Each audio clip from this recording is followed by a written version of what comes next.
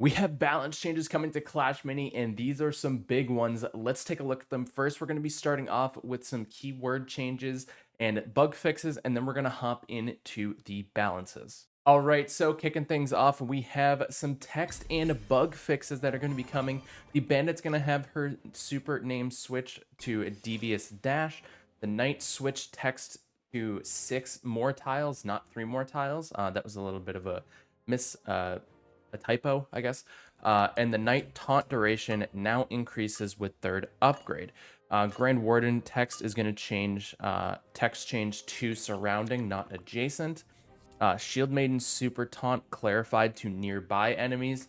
Fisherman's hook indicator should be on the right tile now. It was like the tile forward. Now it should be on the correct tile, which is only 3 ahead of it. The Valkyrie and Dark Goblin now deal 4 times damage to Ice Wizard shield. That was a little bug with the Ice Wiz shield that upgrade for the Valkyrie and the Dark Goblin did not affect that. And then Bowler and Giant Skeleton incorrectly stated that they stunned for 2 seconds each when it was always 1 second. Texts have been updated. It is not a nerf. It was just a typo. They were not actually stunned for 2 seconds. Next up, we are going to have the anti-heal. So all healing debuffs, Countess, Valkyrie, Spear Goblin, Dagger Goblin, and Wizard will reduce healing by 66% and have been changed from X% heal to simply deals anti-heal. So anti-heal, when you see that, it is just going to be minus 66% healing across the board, no matter what the unit is. So it's just going to be anti-heal now. Next, we have healthy and injured. So Rampage, which happened when you went under 50%, is going to be renamed to Injury. Bandit and Magic Archer's Execute have been reworded to +2 damage to injured enemies. So when it's below 50%, they deal +2 damage. Countess gains plus damage to injured enemies instead of backstab. So we'll talk about that when we get to Countess. This takes 2 separate keywords and kind of makes them one, so it's easier to understand the shared term. And then the new term is going to be healthy enemies, which will deal bonus damage to enemies over 50%. So injured will affect enemies below 50%.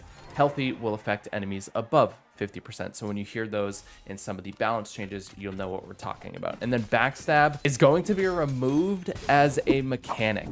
Backstab will no longer be in the game. So Countess getting rid of it, Miner getting rid of it. Backstab has been out of the game. This is interesting. So we did have some reasonings. Is visually unclear which tiles are active for backstab because it's inconsistent based on how the Countess interacts with enemies and the Miner interacts with enemies. So backstab has kind of always been inconsistent.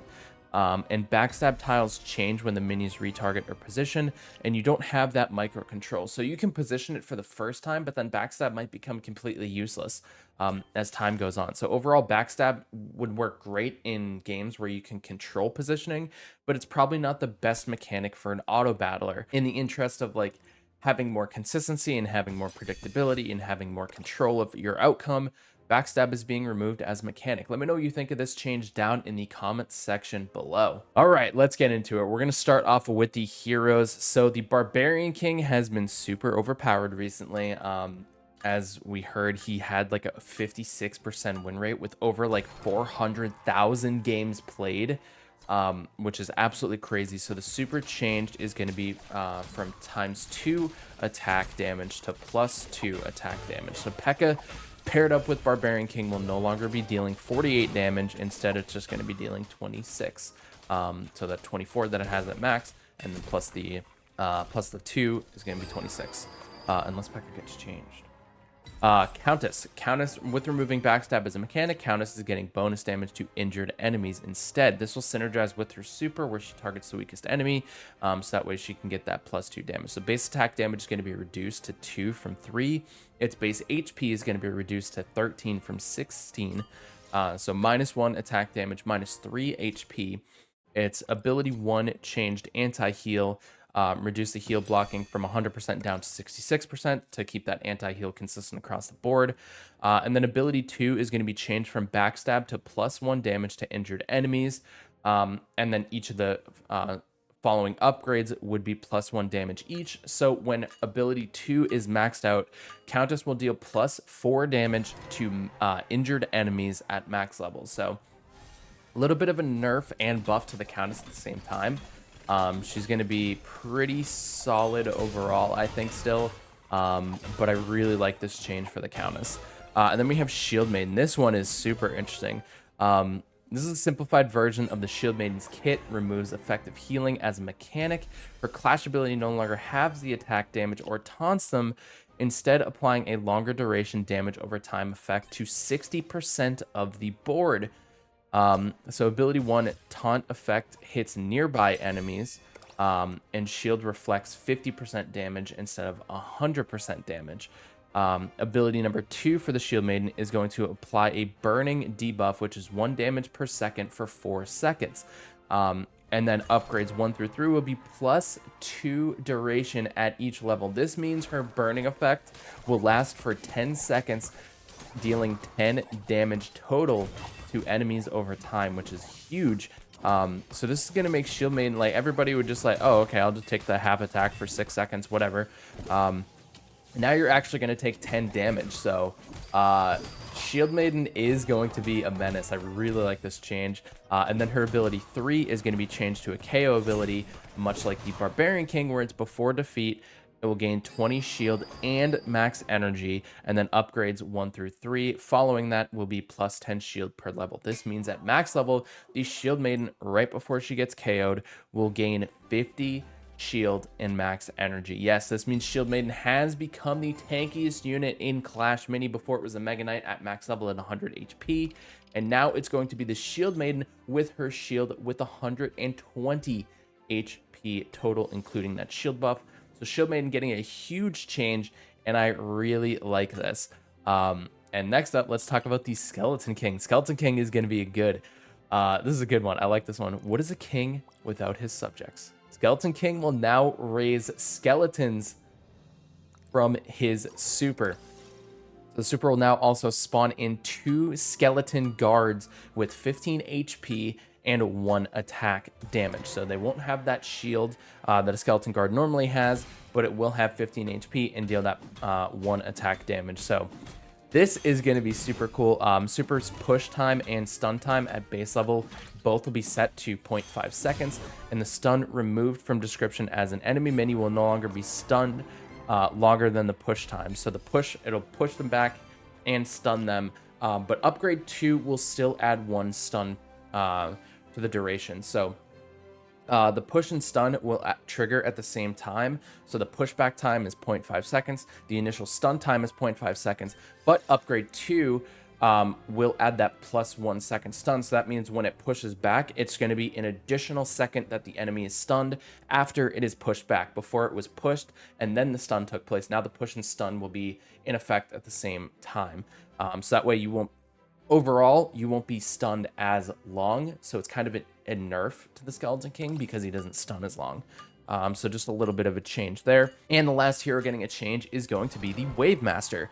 Granting energy is both too powerful and narrows the flip-worthy minis. So we're switching it to a rage style effect, allowing minis to wreak havoc on the backline whether or not they have energy, and we're also increasing the slow potency and duration to make it more effective. So slow is going to be increased to 35% from 30%.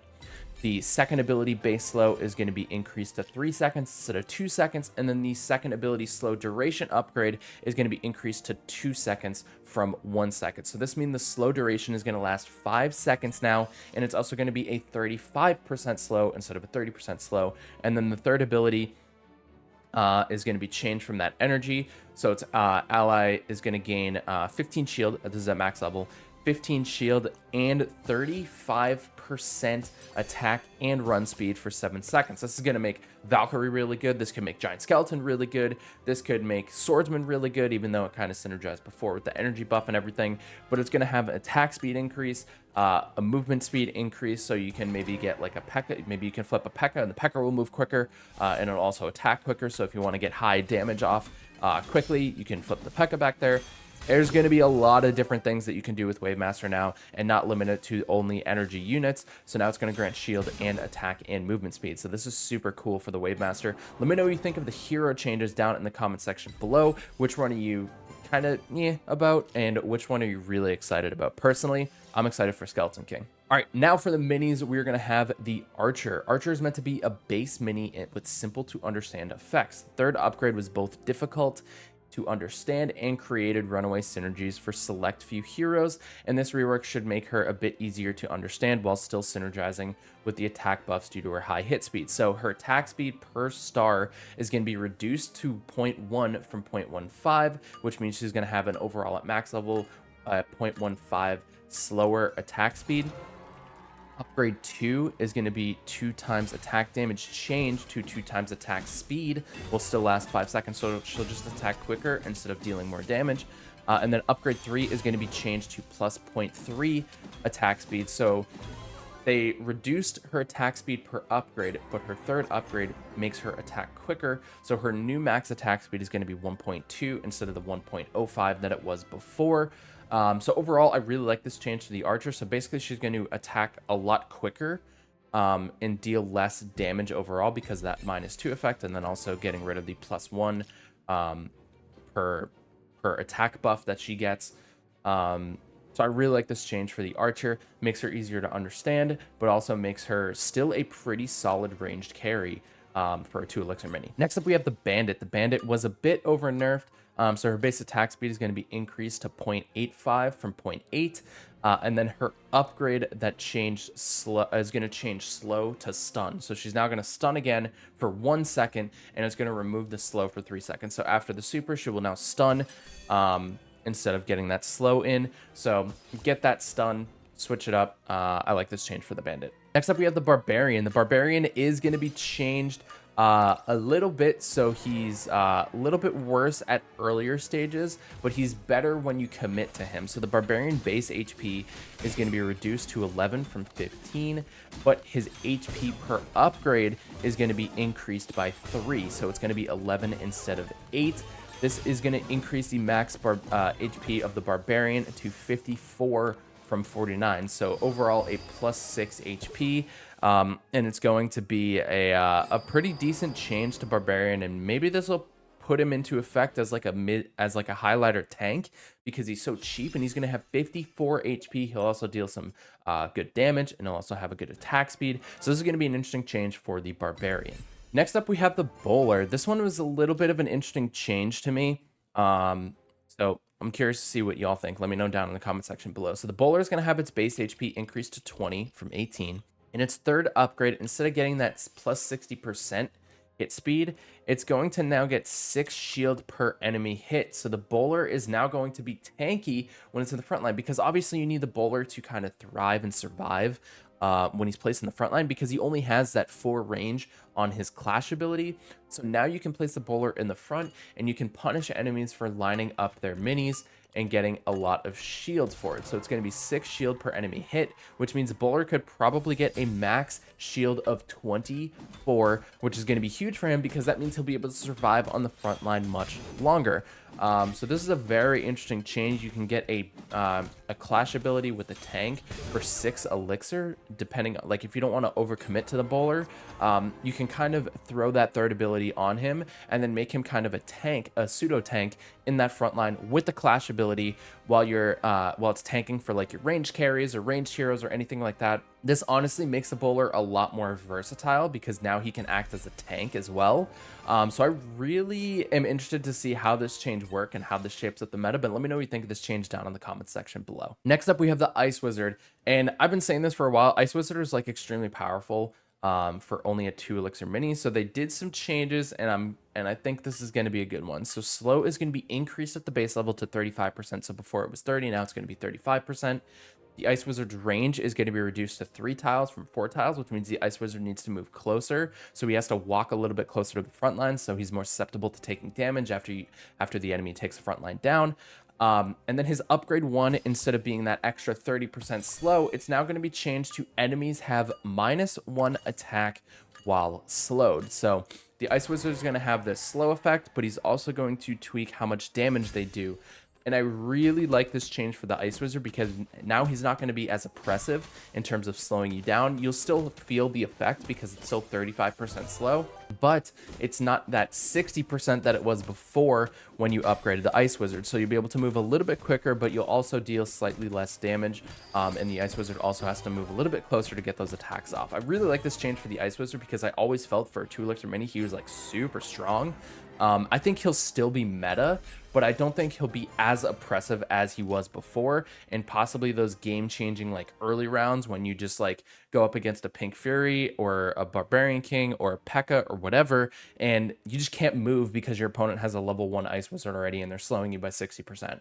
It's crazy amount, so I like this change. I think Ice Wizard will still be meta, but this kind of sets him back a little bit and doesn't make him as oppressive. Next up, we have the Knight. So the Knight is getting a little bit of a buff. The Knight will taunt faster at the start of battle, and the upgrade 3 taunt duration is going to be increased to +4. So now instead of 4 seconds total, it is now going to be 6 seconds total for that end. So I like this change for the Knight. He's going to taunt faster, and he'll also taunt longer, which means maybe you'll be able to catch miners in the backside and everything like that. Miners are very strong and lack sufficient counters. Knight's taunt will now trigger early, which can distract the miner and other opportunistic melee attackers. So this is going to be quite a significant change to the Knight, and also possibly be able to protect your backline so we don't have any more miners dissipating and cleaving our World Champions, Electro Wizards, Healing Rangers, what have you anymore. But Miner is getting a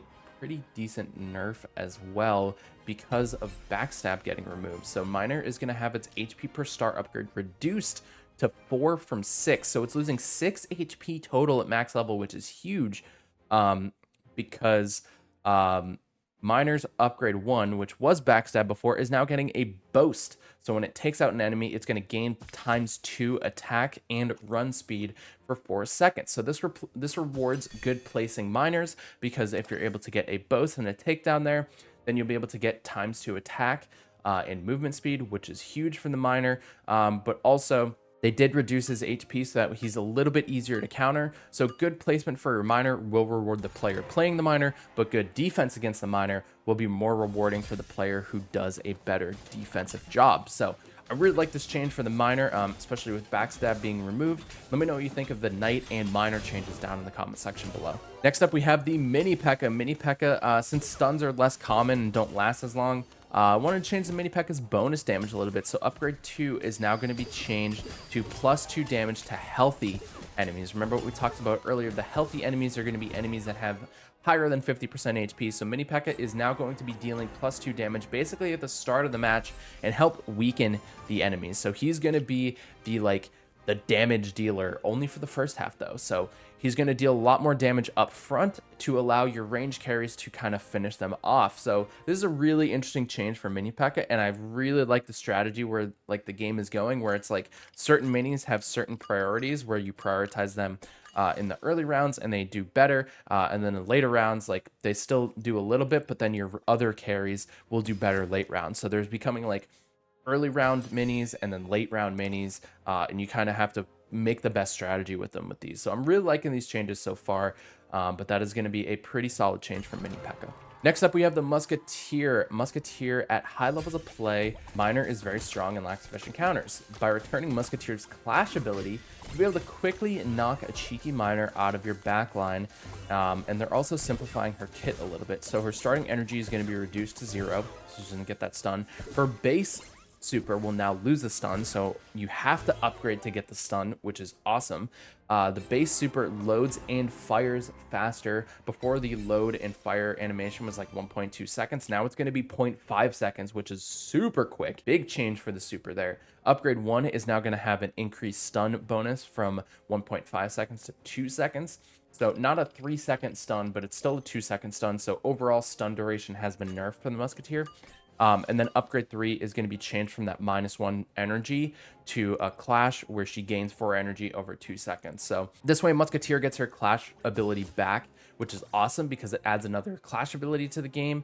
And honestly, you have to spend to get that Clash ability. It's not like Prince where it's just built in. It's not Spear Goblin where it's built in. It's not Bowler where it's built in. You actually have to upgrade to it. So I really do like this change for the Musketeer because you kind of have to commit to get that Clash ability. And then also, if you want the stun duration as well, so it'll still knock back, but if you want the stun part of it, you also have to upgrade that. So you're committing 9 elixir to a unit that needs a Clash ability that also pushback and stuns. So it's a big commitment from the Musketeer. I like this change because now you can kind of play around with her.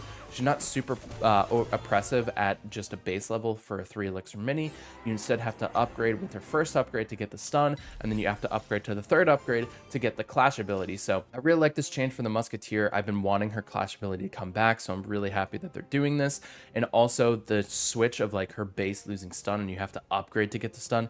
Really like this change for the Musketeer. Let me know what you think down in the comment section below. For the Pekka, super simple change. Her upgrade 3 bonus attack damage is going to be reduced to 3 from 4. So it won't be as oppressive when she gets those attack buffs either. So it's a pretty solid change for the Pekka. And last but not least, the Royal Ghost. Royal Ghost is getting a rework. You thought I was going to say buff. His clash ability, granting allies invisible, would create for frustrating and uncounterable gameplay, especially in the early rounds. It would displace your units a lot and everything like that. So this change will make only the Royal Ghost go invisible at the start of the battle, but with a much longer duration and stat bonuses to help. They're saying this is kind of an experiment, so let's see how it goes for the month. So clash ability will now grant invisible only to the Royal Ghost for 6 seconds. Yes, it is going to last 6 seconds, but it does only affect the Royal Ghost. So, and its base HP is going to be upgraded to 16 from 12, and its HP per star is going to be upgraded to 9 from 8. So overall, the Royal Ghost is getting a +7 HP buff at max level, but the clash ability will only affect itself, no longer the adjacent allies, but it does last up to 6 seconds. So I'm indifferent about this change for the Royal Ghost. It's really going to come, like, the numbers don't seem like it's, like, it could go either way, right? Like, it could be busted, Royal Ghost could still be insanely broken, or Royal Ghost just isn't as dominant before because it's only affecting himself. It's not affecting any other minis. So I'm curious to see how Royal Ghost will kind of fit into the meta, and it'll take some experimenting to do. And like they said, this is an experiment. Let's see how it feels for a month. Maybe Royal Ghost is super overpowered. Maybe they do an emergency nerf. Maybe it's weak and they do nothing about it and then just buff it in the next change. Or maybe it's pretty balanced. I don't know. We'll see. This is going to be an interesting change. And honestly, those are all the changes. These are pretty solid changes. I'm fairly happy with these. And this is going to shake up the meta quite a bit because Countess is getting a big change. Wave Master is getting a change. Skeleton King's getting a change. Shield Maiden's getting a change. So this is going to be pretty interesting. We got 4 heroes pretty much getting reworked to an extent. This is going to be very fun. But that's going to do it for this one. Let me know what you think of these balance changes down in the comment section below. And we are going to be live streaming sometime this week to experiment with these changes. So make sure you hit that subscribe button and tune into the live stream so you don't miss out on the deck experimentation. And good luck with the balance changes.